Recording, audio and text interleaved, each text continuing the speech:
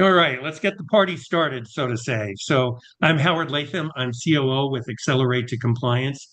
You're joining in the second in a webinar series around privacy, compliance, and information security.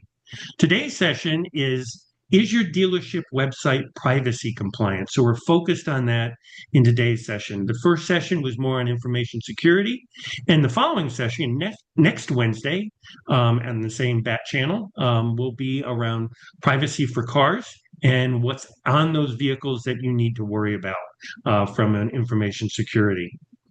Today's session is going to be led by Boyd Stahl. He's head of partnerships for Privacy Pillar. He's got a lot of names behind his name. He's an attorney, he's an entrepreneur, he's a consultant, U.S. Air Force Special Ops Command veteran, and he comes from the perspective of legal, commercial, and operational experience. So it's the real world versus just the academic world.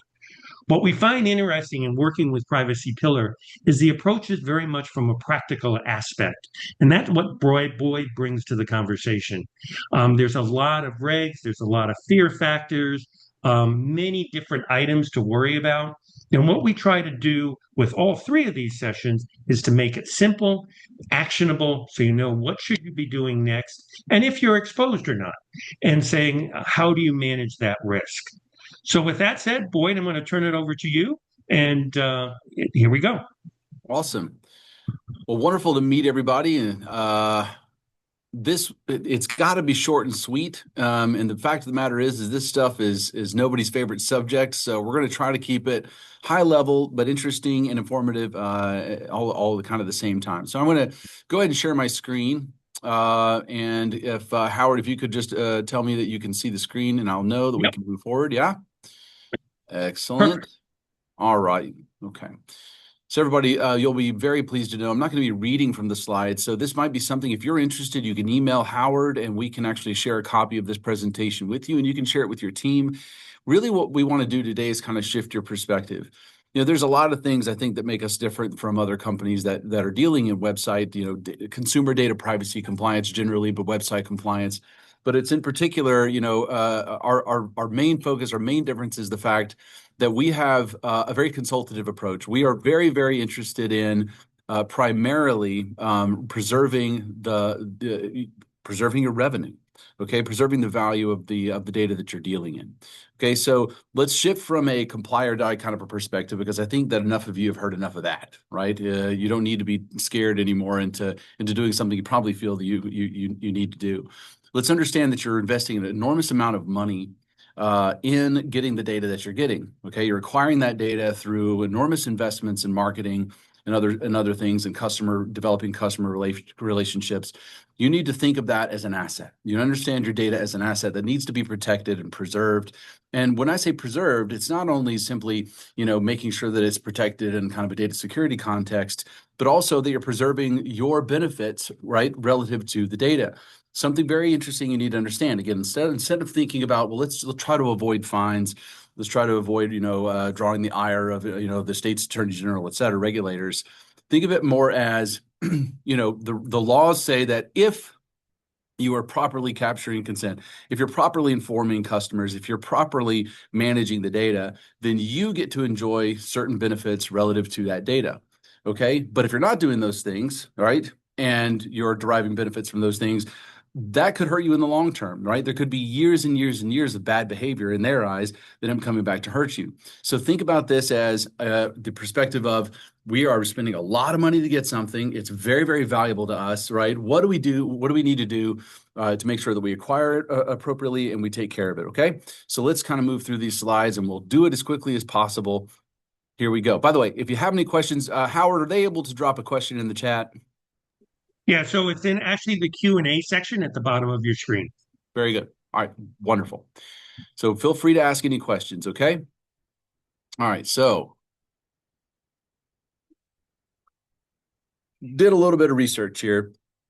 And this seems consistent with a lot of the conversations we've had over the past couple of years, but average advertising spend per franchise dealership in 2025, $586,000. That is a lot of money.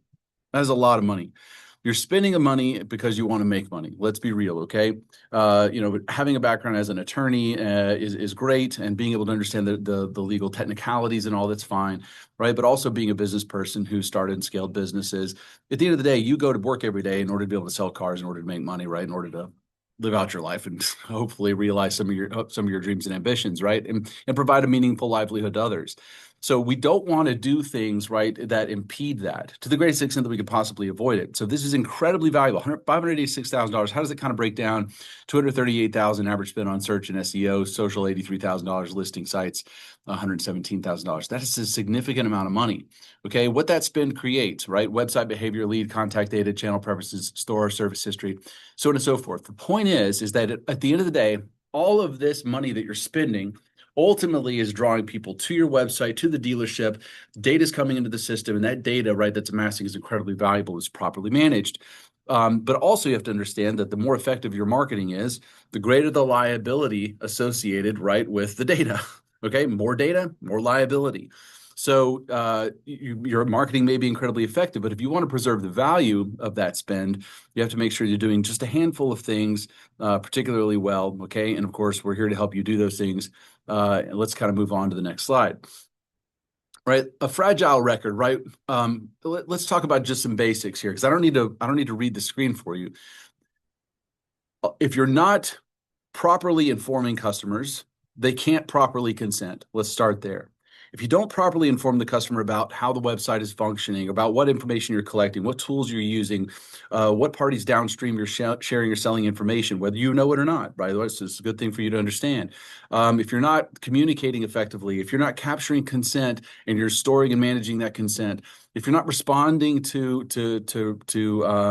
communications from the customer about what data you have on them and how are you using it and these kinds of things, or we're responding to requests for changes, deletions. If you're not doing those things, you don't get the benefit of the data you hold, right? It can actually become a massive liability.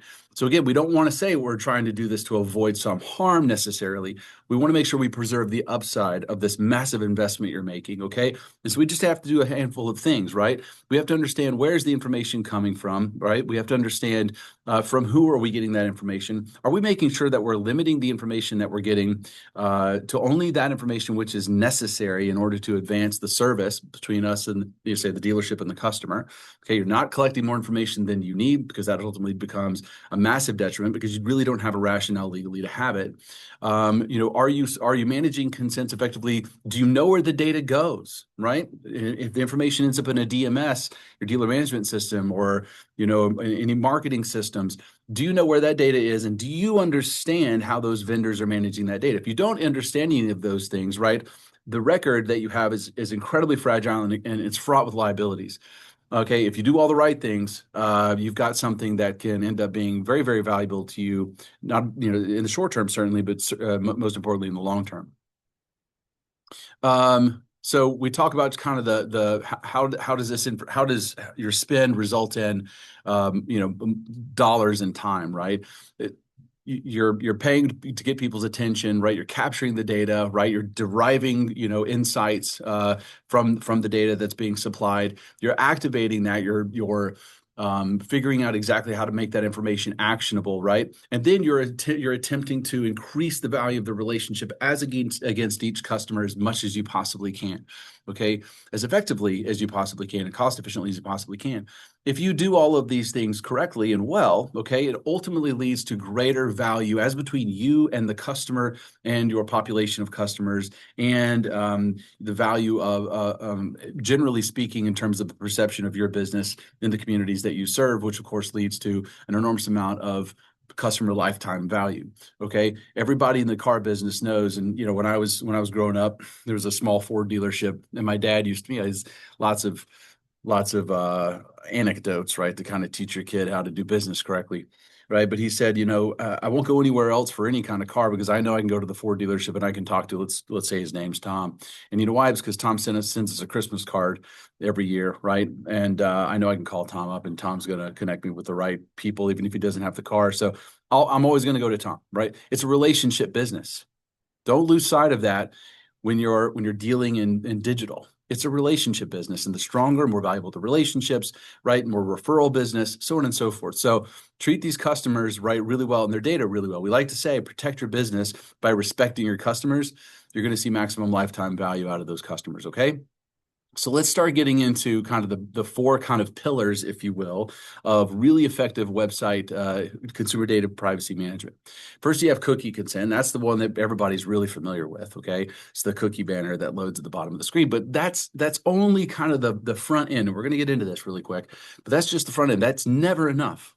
Okay, that's just where you're telling people, giving people an opportunity to know what's going on and to exercise some degree of decision making about what information you're collecting from them, okay, and how. All right, but you also have PII, or personally identifiable information management and preference management. And then you also have what's called DSAR, or data subject access request. That sounds complicated, but we'll get into it. It's actually very straightforward. You have DSAR management, and then you have privacy policies. And one of the biggest problems we see very often is that privacy policies are regarded as something that's static, right? You put a privacy policy in place, and that thing's going to be good for years. And in fact, if we were to go a number of your websites, my guess is we'd have something that said, last updated, June 5th, 2021 or something. Okay. A privacy policy is not a static document. It's a living thing. Okay. It has to change as your website changes, your business changes, because it needs to be an accurate reflection of how your business runs. So let's kind of jump into these, right, and visit them very briefly. So cookie consent. Let's understand the basics of cookie consent.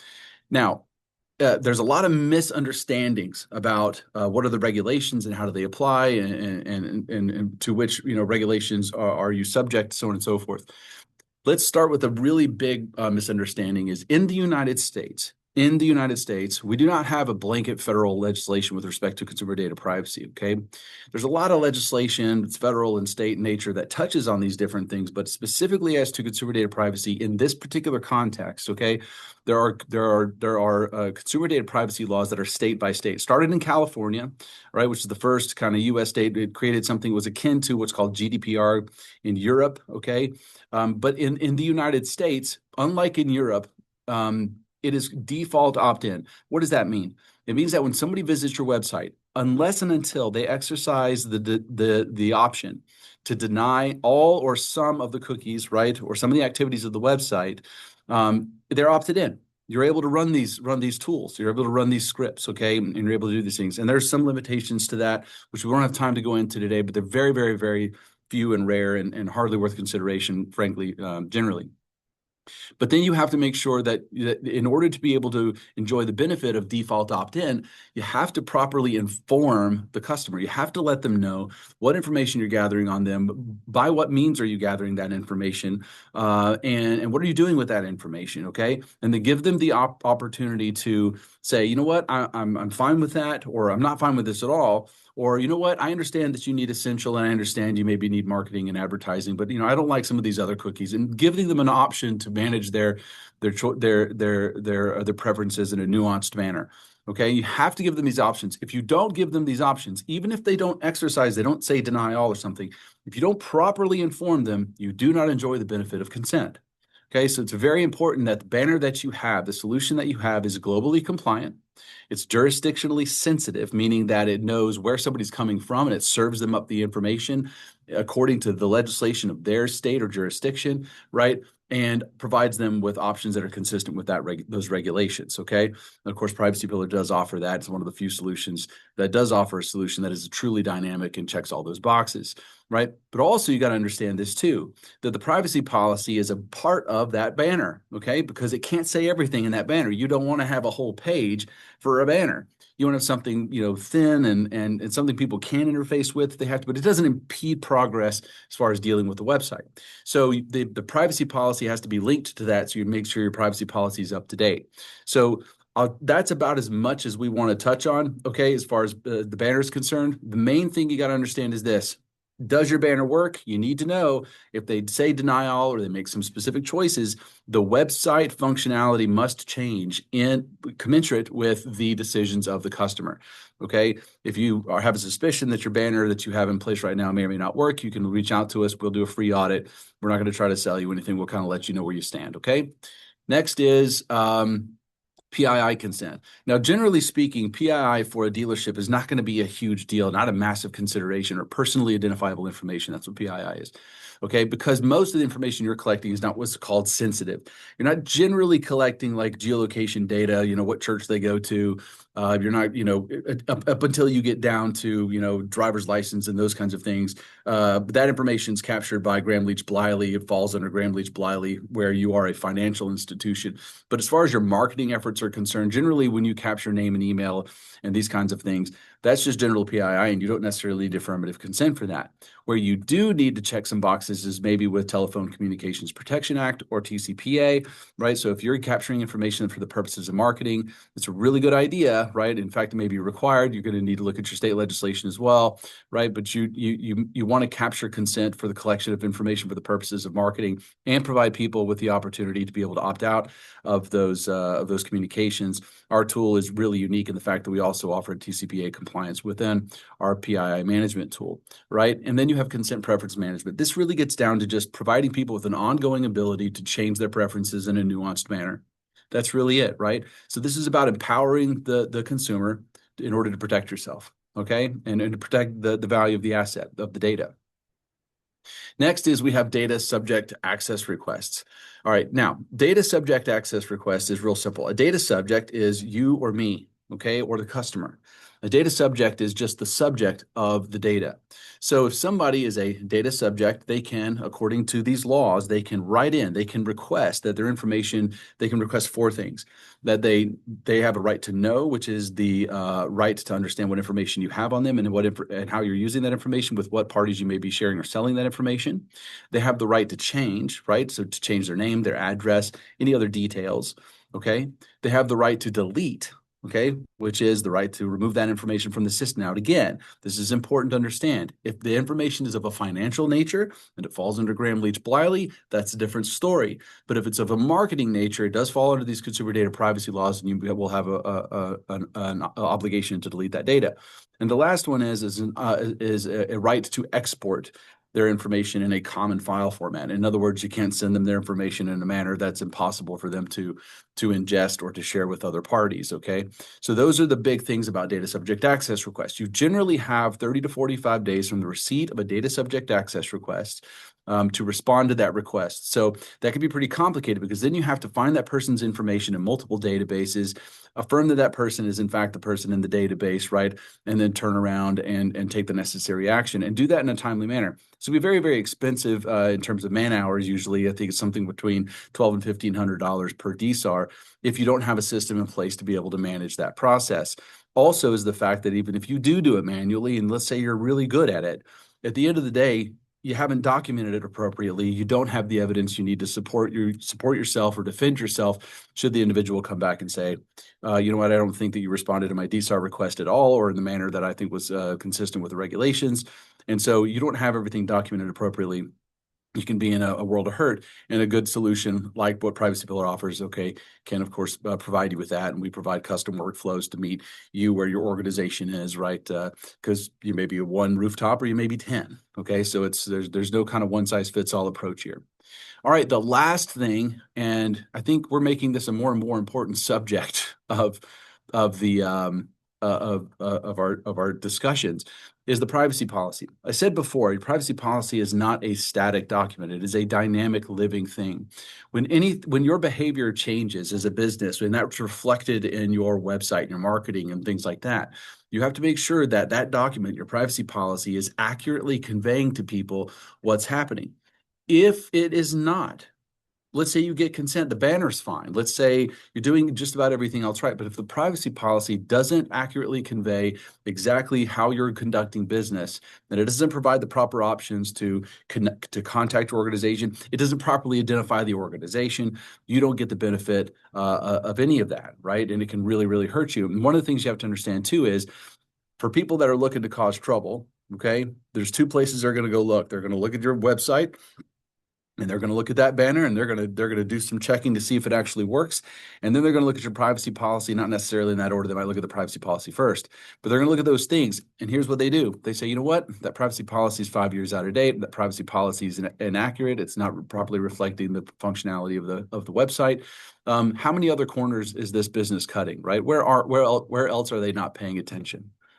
So at the end of the day, that's kind of the takeaway, right? Is these are the things that are most important.